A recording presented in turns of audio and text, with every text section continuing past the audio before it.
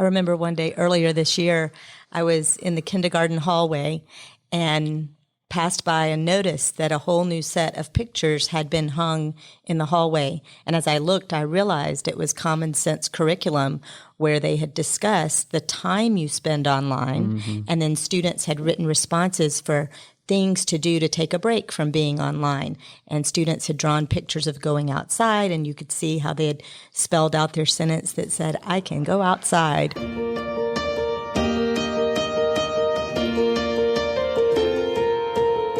Welcome to the Voices United in Education podcast.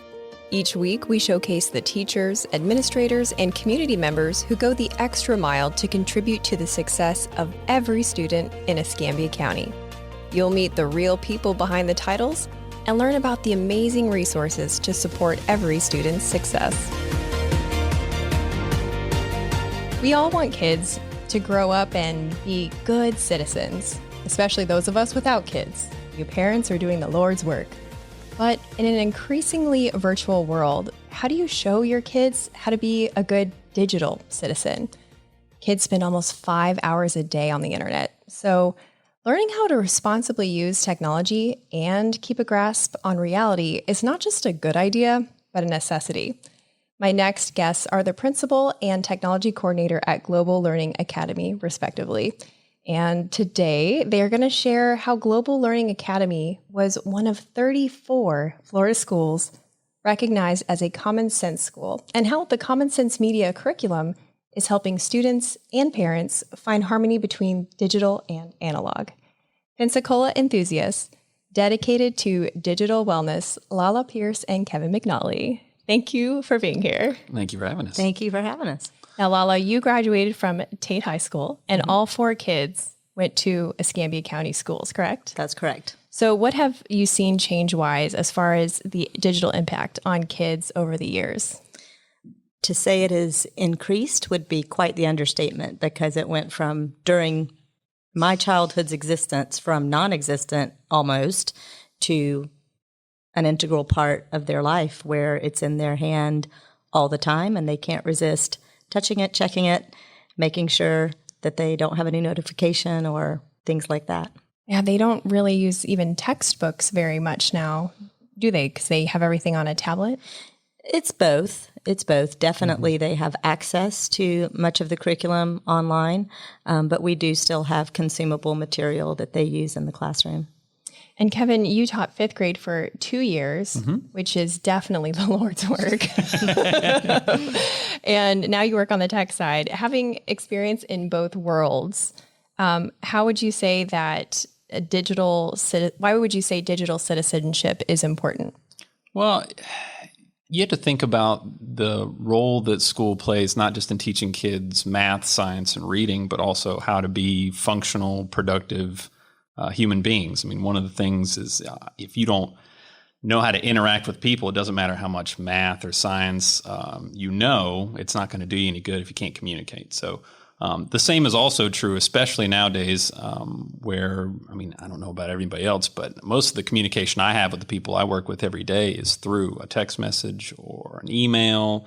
And this is important to know how to conduct yourself, not just in person when interacting, but also electronically.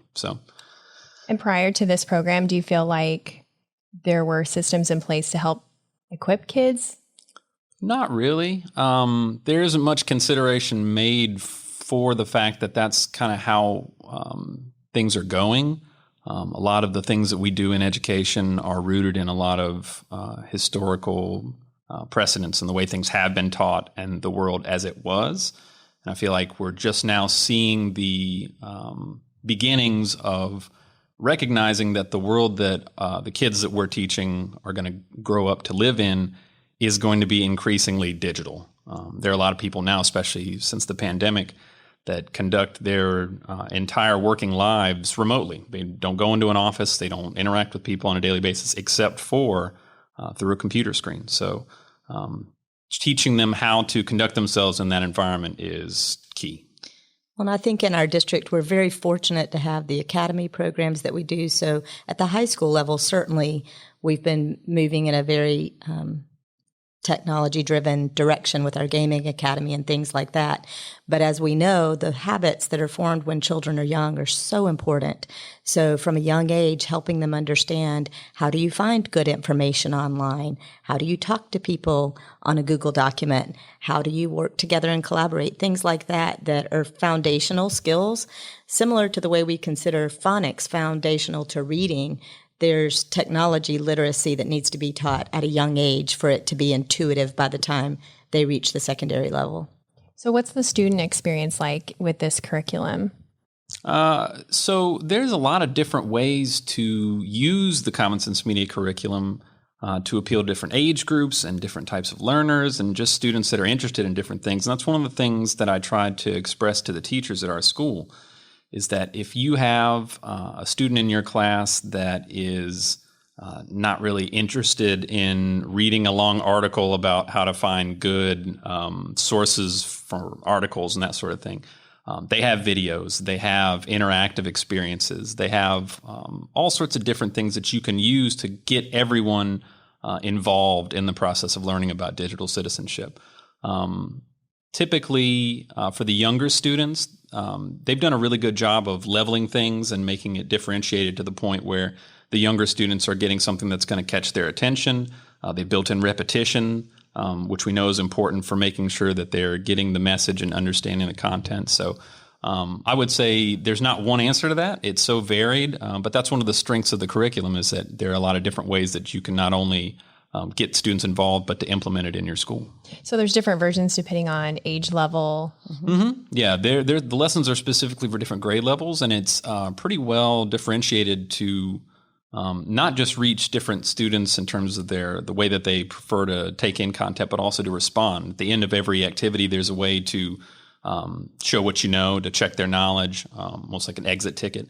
And in almost all of them, there is built in that if the student is not at the point where they're able to write a response, they can draw a picture. And so that's one of those things where even if a student struggles with verbalizing what they've learned, there's some way that they can show that they've got the content and that they got out of the lesson what was intended.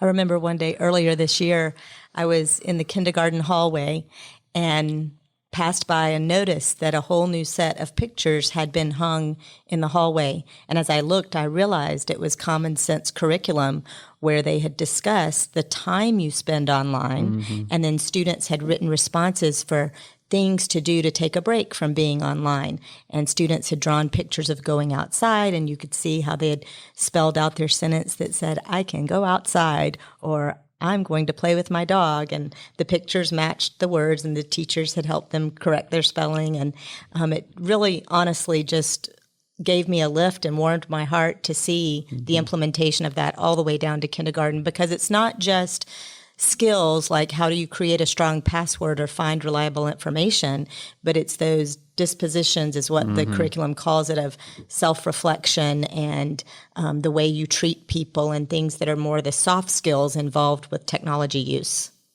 When you were talking about the pictures and their plan for getting offline, I mean, I think I have two thoughts. One thought is it's such a tug of war, I think, right now, with people thinking, oh God, that is so ridiculous. Just unplug it all, go outside, a resistance to the technology. But like you said, Kevin, this is inevitable. This is kind of where things are going. Yeah, there's no escaping. I mean, this is one of those things, and I also enjoyed the fact that they have pieces in there for parents and families too, because this is one of those issues where we can stick our head in the sand and pretend like technology's not, going to be part of our lives. But if you look at the trends, if you just look at the data and the numbers, I mean, huge swaths of regular everyday life is conducted on an electronic device. And I don't see that going anywhere but up. So I was first introduced to this program in my first master's program. And one of the things that we talked about in those classes is that exact idea of we can stick our head in the sand or we can embrace it and be productive with it. And I'm going to be honest that because my children kind of were part of that transition into more of a digital world, I did initially have that perspective of, well, parents just need to parent and turn them off and set limits, and that should all work. But the reality is, if we don't embrace it, then we're not teaching them the responsibility they need. And there was an interesting meme or kind of cartoon that was shared through some of my classes where it shows the meme that people post where everybody's like on a subway staring at their phones, and somebody says something catty about they need to get off their phones and interact with each other, and then they show the black and white photo of businessmen on a train buried in their newspapers. Right. And why is one okay but not the other? Right. Well, the other thought that I had, which you just perfectly illustrated, is intentionality. Mm-hmm. And I think there's an opportunity for intentionality in just, this next stage of our, humanoid evolution, but also with this program, because when you're talking about, hey kids, what is your plan to get offline? You're talking about intentionality. When you're asking the question, how does this technology make you feel? I mean, you're really talking about being present, and that's a mindfulness exercise, really. Mm-hmm. And there's a lot of benefit from that. So I'm curious if either of you have an illustration or a story about how this curriculum has helped kids at home with their digital lives and not just in the classroom. Well, I think in terms of at home, we don't necessarily get a lot of reports back, but you can see it every day in the way we interact with them. I mean, in Escambia County, we're one-to-one with Chromebooks. So every kid every day has a computer at their fingertips. And we run into discipline problems when the teacher says, okay, we're done with the computerized portion, put that away. We're going to go, look at our math textbook or whatever. There are kids that really struggle with just turning it off. They don't want to put it down. And I think it's not in a malicious way that these kids are reacting, but I mean, the way that these electronic devices and the things we use on them are designed is to be catchy and to get that dopamine hit, right?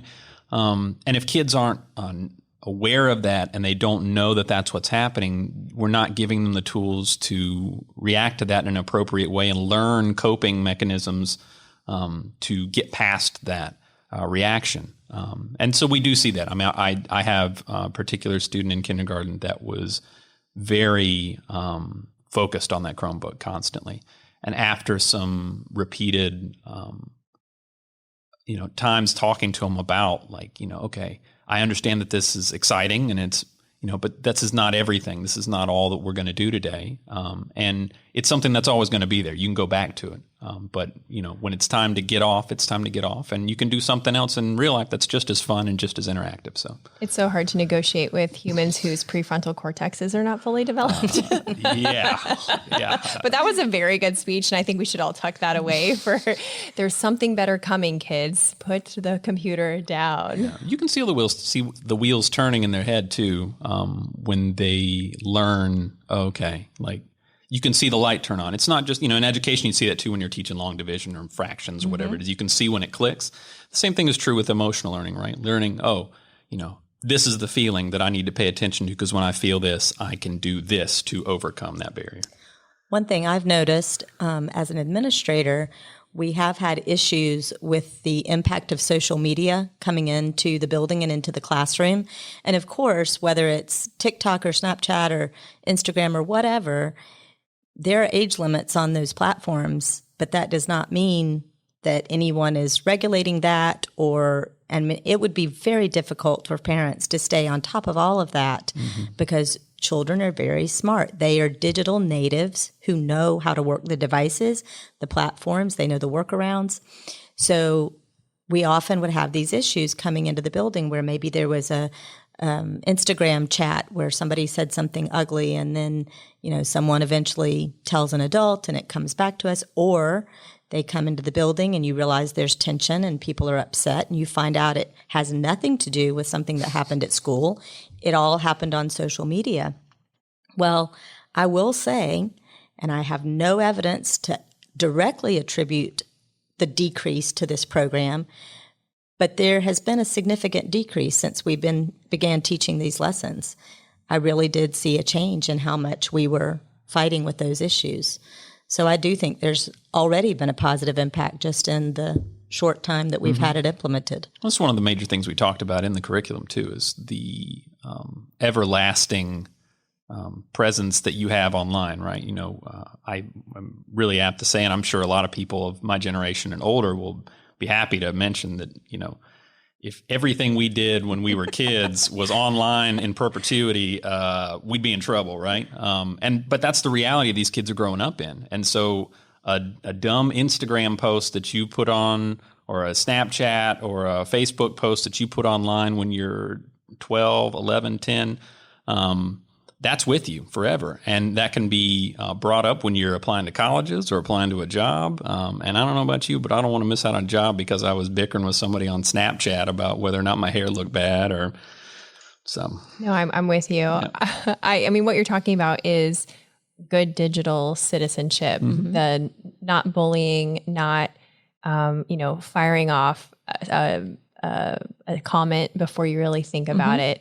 Can you give an example of like how the digital citizen aspect of this curriculum works? What does it look like?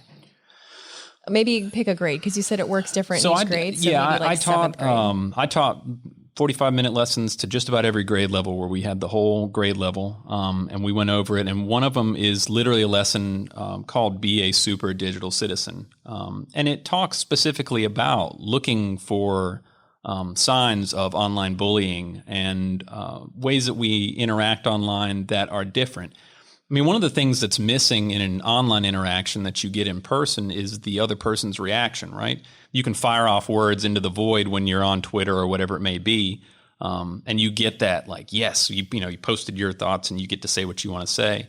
You don't get that reaction. So if I say something negatively about you, if I say it right here, I get to see your facial expression. I get to see how that lands. That's how a lot of kids learn too, right? Is if I say something mean to you and I see that hurt in your face, that creates a reaction in me, and I go, oh, I don't really like that. I don't like the way that made me feel watching how it made you feel, right? You don't get that online.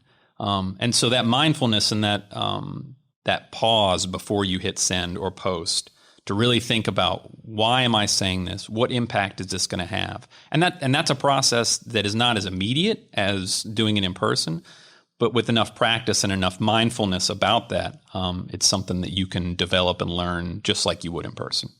And something that I want to make sure that we express, I know he mentioned 45-minute lessons. That was once in a while, or once, maybe even a quarter or semester. The ongoing curriculum that the teachers might be using in their classroom, maybe 10 minutes, 15 minutes here or there. It's very doable.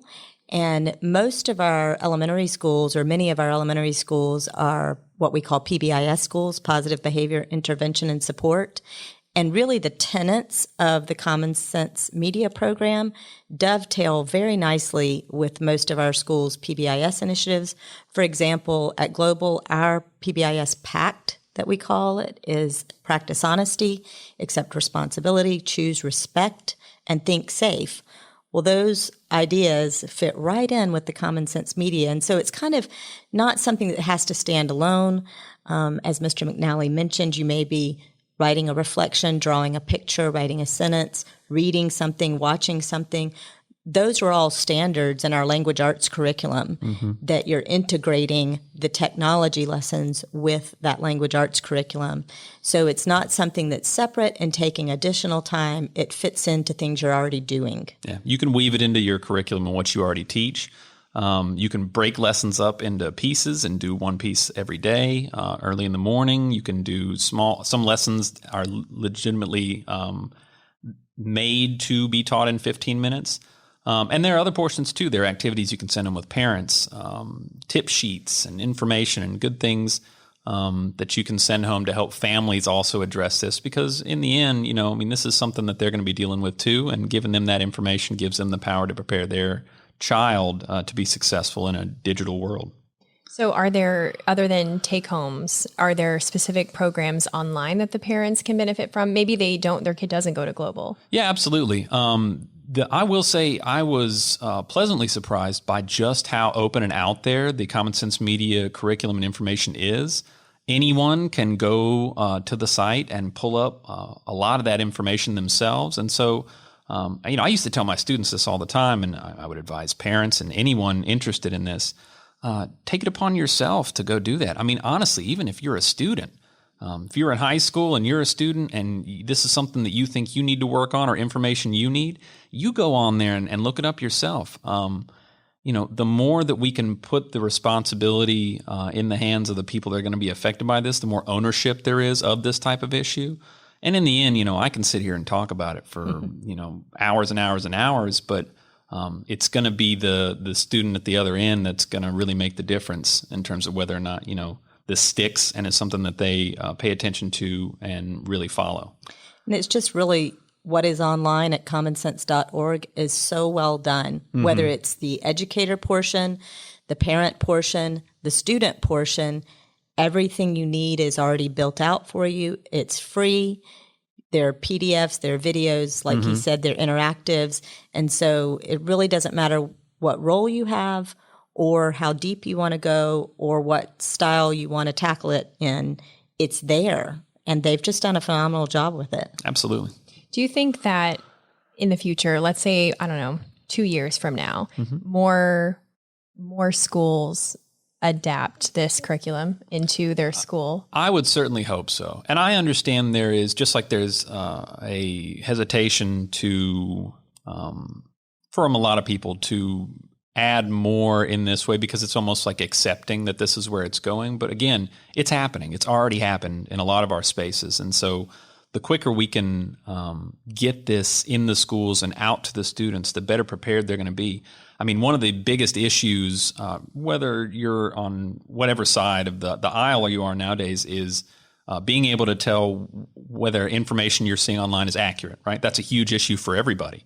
And that's in the curriculum, finding good sources and double checking and critical thinking skills. These are things that are not just applicable to this curriculum or this lesson or the things that we teach. These are everyday things that people need to know how to do. So, and I can see how when you describe the lessons that are in there and the core tenets, like you said, that you're trying to just really ingrain in them, I'm really starting to see the picture of how this will make a nicer internet for the future, which is really what is part of our community. So when we talk about being united in education, there may be some pushback thinking, well, gosh, parents should just do their job, or this isn't really about math, science, or reading, but it is about the bigger picture of how we apply those things, because you may learn something and then communicate it in an aggressive way online that is not helpful for passing that information on or being a good community member.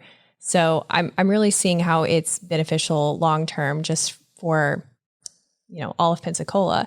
And my question is, do you see this becoming a course of its own, a class of its own? So instead of going to algebra, not instead of, but in addition to going to algebra, they would go to digital citizens class or something? Well, I think it's important to introduce it at the elementary level. And unless just to be real, unless funding drastically changed and the hours in the school day changed, we're already struggling to fit in the things that we need to in the time that we have. So having this be just something that dovetails in works. Now, at the secondary level, there are already standalone technology classes where this would be appropriate. And I know from my experience in middle school, many of these things are already taught in middle school, whether or not they use this specific curriculum or not. Well, and I would just say this overall, that we have to look at the end goal of what we want education to be. It is certainly not a question that it's important that students learn how to read and write and do math. But if the end goal is for us to make productive, well-rounded citizens, then this absolutely is part of that. And I don't see any way around that in the current climate and what's happening going forward. It's just something that needs to be taught, just like we want students to know how to balance a checkbook or, do some of these things that are fundamental life skills. This is, if it has not already, is going to be one of the most fundamental things they need to know in order to be a successful, productive, and well-educated, well-rounded individual. The other thing that I think is interesting to think about, when I was in school and for many years after that, the traditional model was sit and get learning for the most part. And now we know that to address the needs of all unique learners and what children need and what they enjoy, and for them to be engaged in their learning and really to compete with some of the things that they're interested in, like gaming online, we want them to become creators. They need to be participants in their education. And what better way to do that but then to allow them to create videos, web pages, blogs, podcasts even. But in order to create those things and create them responsibly, they need some basic skills. I love that so much. As we wrap up, if a parent is listening to this and they think, wow, I really wish that my school would take a look at this and see if they can incorporate it into what they have going on, what would they do? How would they do that?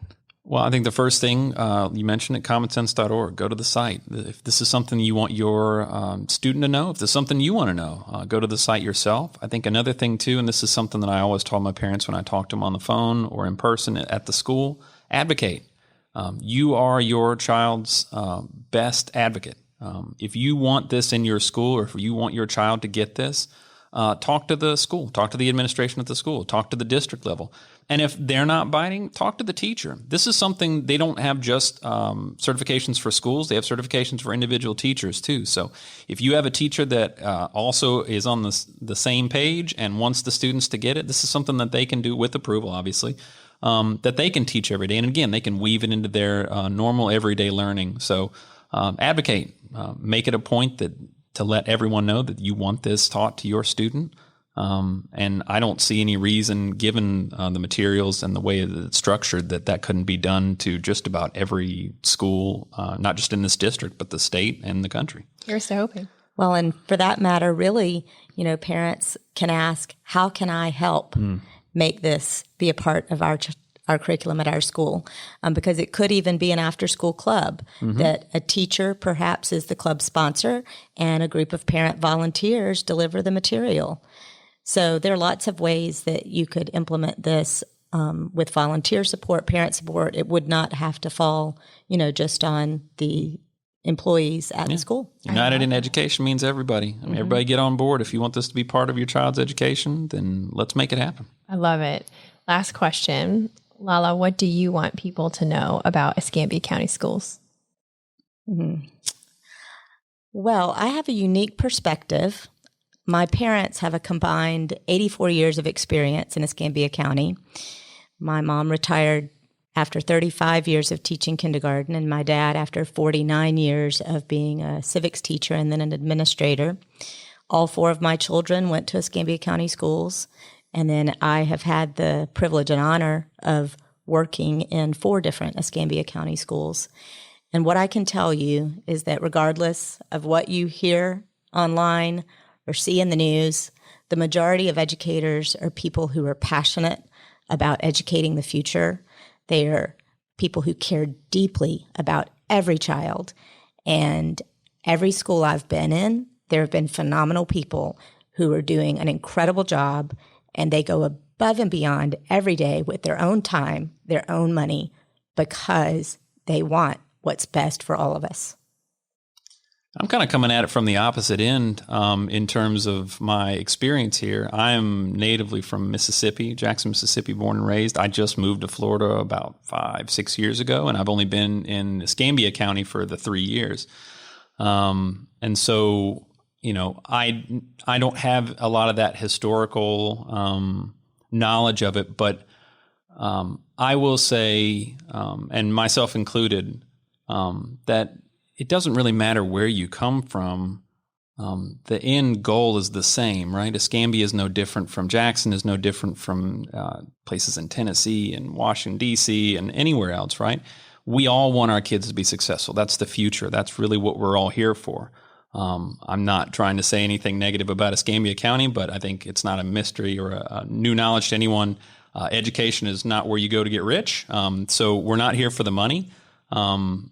We're really here because we want what's best, not just for our local area, but for the country as a whole. Not everyone that's raised and taught in Escambia County is going to live in Escambia County for their entire life. And That's true for everywhere else around the country, right? So again, I just take it back. What I want in the end, I used to tell my students all the time, what I want in the end is for you to be a happy, successful person.